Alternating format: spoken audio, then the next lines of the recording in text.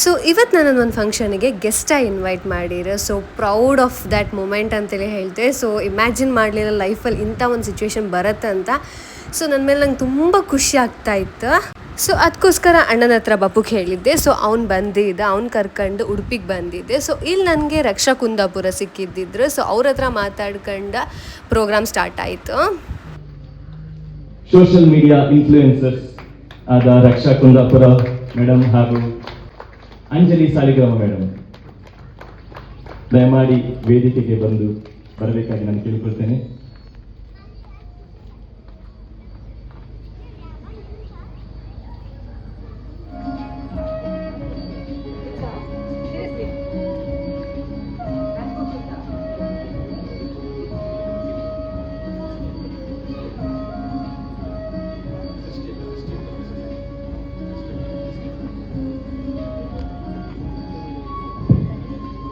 Hello ನಮಸ್ಕಾರ, ನಾನೇ Anjali Saligrama. So ನಾನಿವತ್ತು ಬಂದಿರುವಂಥದ್ದು ಇಶಾ ಫೌಂಡೇಶನ್ ವತಿಯಿಂದ ನಡೆಸಿರುವಂಥ ಗ್ರಾಮೀಣೋತ್ಸವಕ್ಕೆ.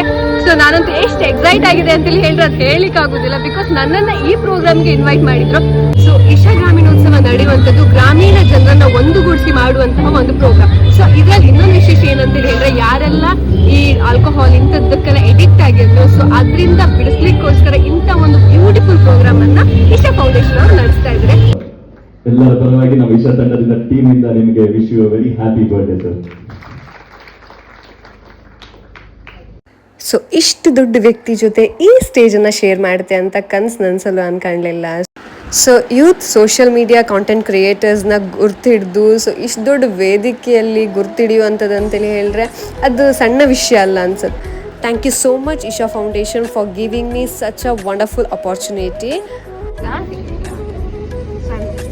ಮೊದಲನೇದಾಗಿ science city Kannada medium school. So ನಿಮ್ಮೆಲ್ಲರ ಸಪೋರ್ಟಿಂದ ನಾನು ಇವತ್ತು ಈ ವೇದಿಕೆ ಹತ್ತುವಂಥ ಆಪರ್ಚುನಿಟಿ ನನಗೆ ಸಿಕ್ಕಿತ್ತು.